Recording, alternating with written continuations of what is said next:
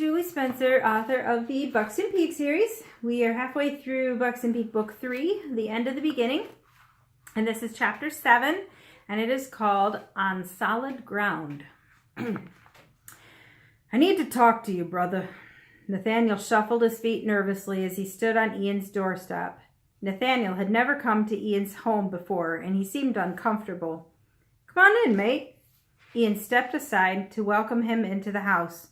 Could we go for a walk? Nathaniel glanced over Ian's shoulder at Megan standing a few feet back in the hallway.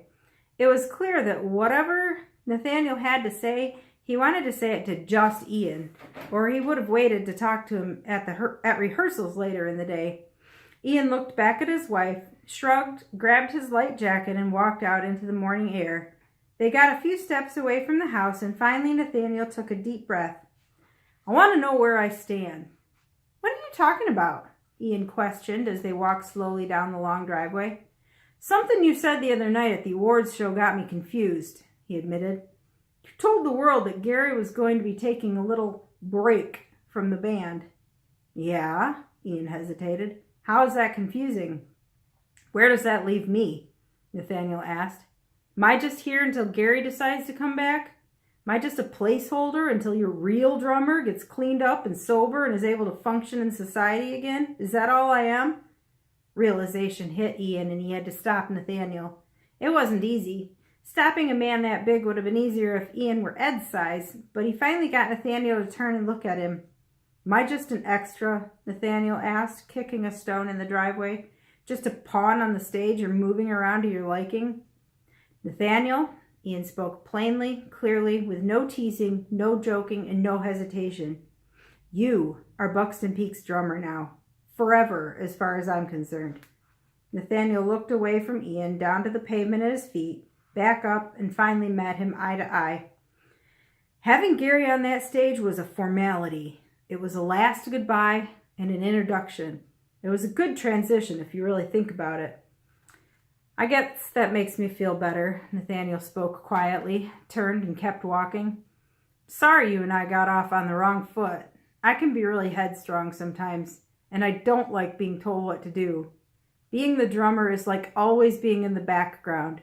You're literally at the back of the stage. Maybe we should put you up front and center, Ian teased.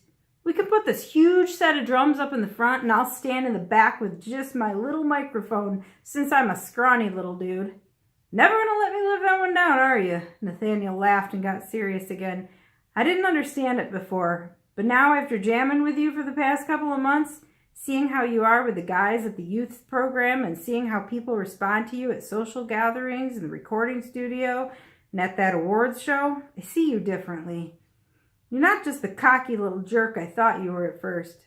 You're a natural leader with this weird magnetism that draws people to you. It's almost surreal. Ian wasn't sure how to respond to that. He was reminded of the conversation between him and Jeremy when he'd been told the same thing. He'd always known that people were drawn to him, but he was never really sure why. He had to admit that sometimes it did go to his head and made him a little cocky. But there was always someone or something that would knock him back off the little pedestal and remind him where he really stood, and that was in God's light. That's what drew people to him. He was shining the light of Christ through every part of him. Goofy kid, passionate husband, devoted son and brother, singer and songwriter, rock star, band member, community and church member. All of it was part of the whole that was only complete because of his love of God. The realization brought him a sudden feeling of humility. He took a deep breath that ended with a sigh and a smile. He didn't need to respond. Nathaniel understood it too. They walked along together as brothers and friends. No need for words, just enjoying the beauty of another Nashville morning. The future felt right, and it was time to take the next steps together. I'm not sure how we're going to do this. Ian closed the door to the recording studio behind him and pulled up a chair next to Kai. He turned to Andy, effectively including him in the conversation as well. I need your input and suggestions. We need a new routine and a new ritual. We can't do things the way we've always done them. Kai and Andy nodded their heads, but Nathaniel just sat there waiting. He already knew this discussion was coming because of the conversation he and Ian had earlier in the day. Nathaniel is not Gary, and he's nothing like Gary. Ian's gaze shifted toward the drum set. Nathaniel held up a stick and twirled it in his right hand. Ian rolled his eyes. Okay, maybe in some ways you're alike. I have a much nicer tan, Nathaniel joked. The point is, Ian said, we are not the same guys we were when we started this band. Yeah, you and Kai have transitioned to sleeping with girls instead of each other. Andy had such a stoic expression that Nathaniel almost missed the joke. After a pause, Nathaniel jerked his head around and gaped at Ian. You have to admit, Kai interjected, even after all these years, Ian is still really hot. He casually draped his arm around the back of Ian's chair. Is he? Nathaniel stammered. Are you? No, we're not. Ian grabbed a guitar pick off the table and flicked it at Andy. The guys used to tease me and Kai that we liked each other instead of girls. I still don't understand why they would think that. Kai raised his eyebrows, ran a thumb in circles on Ian's shoulder, and batted his eyelashes. Will you stop? Ian tried to shrug away from under Kai's arm. He pushed Kai away, but couldn't hide the sparkle in his eyes. I haven't slept with you in years. Wait, you've slept together? Every single night. Andy doubled over with laughter. Ian is very warm and snuggly. Kai nodded and somehow kept a completely straight face. Mates, he doesn't know you're joking, Ian said, standing up from his chair and walking over to the side table to pour himself a glass of water. Nathaniel played along for a moment more. Brother, I am an ordained minister, Nathaniel said. I've offered many parishioners counsel about how to handle their inherent desires toward... This isn't the kind of advice I was looking for. Ian's cheeks turned red. The point I'm trying to make is that we need to start some new traditions. What has always worked before is not what's going to work now. Yeah, Megan would not appreciate me sneaking into your hotel room. Kai folded his arms across his chest and leaned back in his chair. You'll have to get along without me. I think I'll get on just fine, thank you.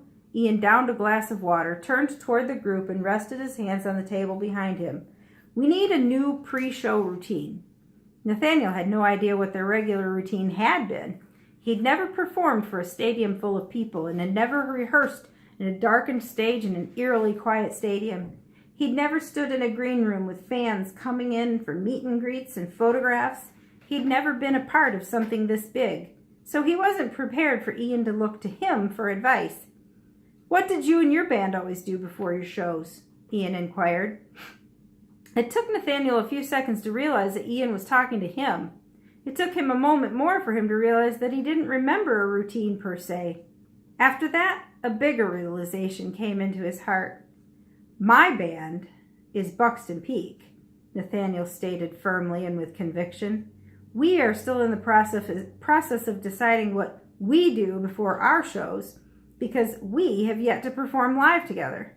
We're taking each day as it comes. At that point, four heads were nodding. This was truly a process, and they were developing it a little at a time together. Well, that's all right then. Ian pushed himself away from the table and paced to the floor. Next month is our first show, and it's right here in Nashville at the Bridgestone Arena, which is great because it's close to home. Nathaniel thought it was weird for Ian to refer to Nashville as home, since they'd only been living here for 7 months. Yet it felt very right. This was home now, for the foreseeable future. Kai and Rhonda had bought a house together within a few blocks of Ian and Megan. Andy had moved in with Vanessa in an apartment close to Nathaniel and Monique's modest home near the church. They were all very settled here. Yeah, this was home. He nodded in agreement. You know what would be cool? Kai leaned forward and fiddled with the arm of his guitar, still resting in its stand. We should all go down there before the crew sets up and help decide where everything will be displayed and how it should be arranged and really get involved in the whole process. That's a great idea, Andy agreed. I have no clue what happens beforehand. I've always just showed up on the day of the show and the stage is just magically there. He shrugged. What's it going to be like performing sober? Kai teased him. I don't know, Andy laughed nervously. I'll tell you afterward. They all smiled warmly at him, clearly proud that he'd been clean for almost a year now. It was quite an accomplishment. Well, I know this doesn't make you feel any more nervous. Excuse me, Ian says. Well, I hope this doesn't make you feel any more nervous. Ian stopped pacing and grinned at them. But we sold out the Bridgestone, so we're looking at around 18,000 people. Not our biggest show ever, but it's big. Speak for yourself, Nathaniel said, fiddling with his drumsticks. I've never performed for more than a couple hundred. This is going to be downright terrifying for me. All the more reason why it will be a good idea for us to be very involved in the planning and setup, Ian observed. I'll tell Jeremy to talk with the production team and get us into the arena as soon as possible. This is going to be fun. How do you deal with a space that big, brother? Nathaniel asked. I can't even imagine it. I mean, I've been to the arena once when I took the youth to an NCAA basketball tournament a few years back, but we were in the nosebleeder seats. This is going to be completely different. Well, that does bring up one point I want to address. Ian got a little more serious. I've had a little pre-show routine that I'd really like to continue, if that's all right with the rest of you. Nathaniel, the other guys know, this is still Ian talking. Nathaniel, the other guys know all about it, but I should let you know I'm a little bit particular about certain things. You don't say, Nathaniel teased him sarcastically. That made all of them chuckle, and it lightened the mood. Do go on, fearless leader. As I was saying, Ian smiled over at him, I like to have the stadium or arena completely quiet for rehearsals. No distractions, no spectators, no workers moving things around, nothing. Just us and the instruments. Well, Kai interrupted, first you and the instruments, and then you allow us into your sacred space. Am I right? Kai smiled over at Ian, just barely teasing. Okay, Ian admitted. I prefer to have a few minutes to myself. That's not to say it has to stay that way. It's just the way we've always had it. As I said, I'm a bit particular. But things are different now. Brother, Nathaniel cut in, if it works for you, we'll make it work for us. Okay? Ian looked like he appreciated that Nathaniel understood him. Nathaniel had the same creative mind Ian had. Thank you. Ian nodded over at him and then tilted his head as if he just had a realization. I don't think I'm going to sit at your drum set, though, like I used to at Gary's. Why? Nathaniel wasn't sure if he was asking why Ian usually sat at Gary's drum set or why he didn't want to sit at Nathaniel's. He just left it open-ended to see how Ian would respond. It's kind of like, Ian thought for a second, rubbing his hand along his chin, like your drum set is your sacred space. Maybe you should get yourself your own set of drums, Kai suggested. You've got a big enough house now. They all snickered and chuckled. Ian had purchased one of the larger estates in the greater Nashville area when deciding where to settle down. It was almost embarrassing how much space he had to themselves. The guys had all joked that Ian and Megan could have 10 children and still have plenty of room. Not that they seemed to be in any hurry. I think I might just do that, Ian said. What a great idea, mate. All right, we're starting to form a plan, Nathaniel said, nodding. The rest will work itself out. For now, let's get some practice time in. Taisha's going to be done with her play date in a few hours, and I like to have dinner together as a family as often as we can. I look forward to that. Kai smiled at Nathaniel. My little guy is about to turn 1 in a few months. He's just starting to eat real food.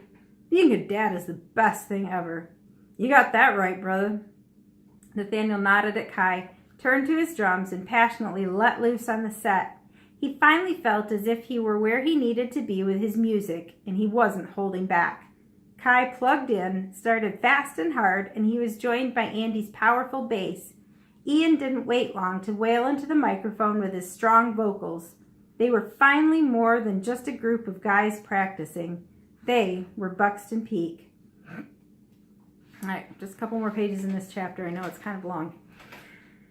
The first thing Nathaniel noticed was the smell of new carpeting. He hadn't realized they'd finally gotten it installed. It was a welcome change from the fresh paint smell that had been present for the past few months. As Nathaniel proceeded down the hall at the back end of the church, he was plunged into darkness. He heard whispers coming from the youth center.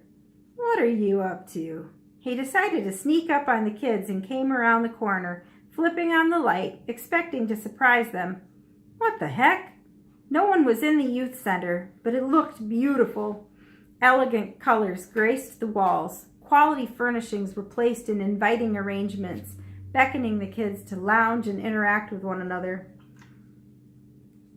Study areas were set up, computer stations were available, and the kitchen had new appliances and countertops. And yes, the Berber carpet was newly installed. It all came together. Nathaniel heard a noise from the gym and snickered. They can't hide from me. He crept down another darkened hallway toward the gym. This time when he opened the door, the light switch wouldn't work. Instead, a sparkling silver disco ball lit up, throwing twinkling lights spinning through the gym. A room full of people yelled at once, "Surprise!" Nathaniel's drum set was prominently displayed at one end of the gym, along with guitars and stands and microphones and speakers and amplifiers. It looked like a high school dance with Buxton Peak as the live entertainment. The gym was filled with hundreds of people, smiling, cheering, and clapping. Kids from the youth center smiled and came forward to pat Nathaniel on the back, give him fist bumps, and slap high fives. Parishioners from the church were there, kids of all ages, and the guys from the band. They were all there to celebrate with him. This wasn't just a celebration of the renovated youth center. It was a celebration of Nathaniel's new job and the start of his new life. He put his hand over his eyes and choked back sobs. It was all too much. Little Taisha ran up and climbed into Nathaniel's arms. He held her and bounced her, grinning through his tears. Monique came up and wrapped her arms around the two of them, whispering to him, "I'm so proud of you." "I love you, Monique." Nathaniel pulled away and looked down into her beautiful brown eyes. "Thank you for joining me on this journey. I wouldn't miss a minute of our lives together, and I'm so happy to be here today." Reverberation from the microphone startled them, and Ian's voice came across the loudspeakers. "Can I have your attention, please?" Everyone turned to where Ian stood with Kai and Andy near the bandstand, and a hush fell over the room. Nathaniel shifted his daughter to one arm and wrapped his other arm around his wife. "We're getting close to heading out on tour, and we thought you'd all like to be the first to hear the new and improved Buxton Peak,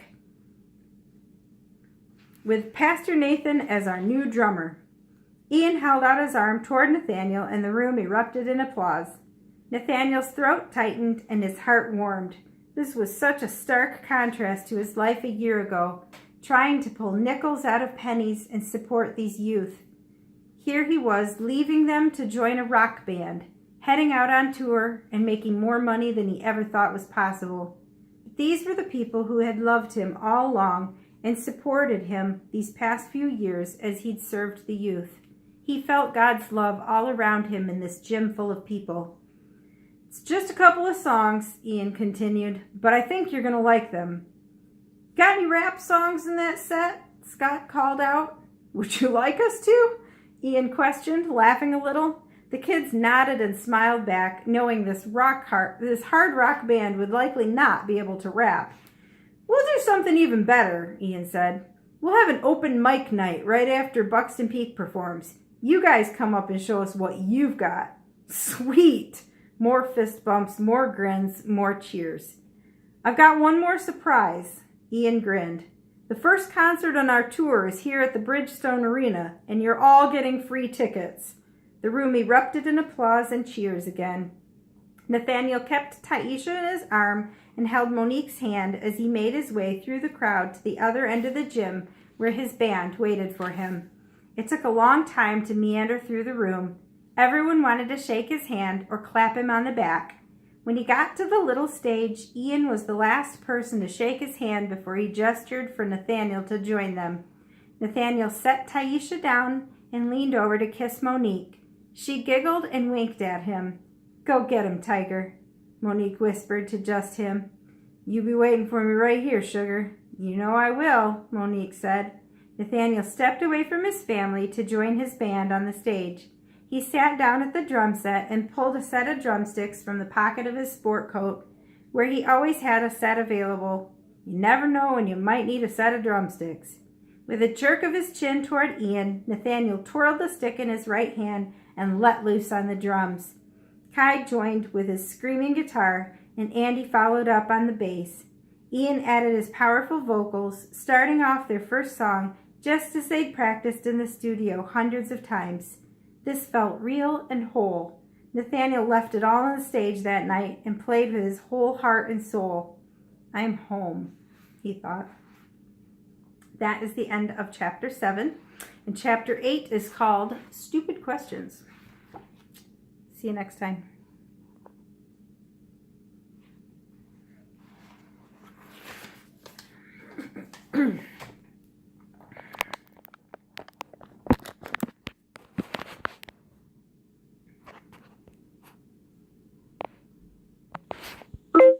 Oh, cool. Period. I don't have my computer on, but I will in a little while. Period. I'll check it out. Oh, cool. Exclamation point. Oh, cool. Exclamation point.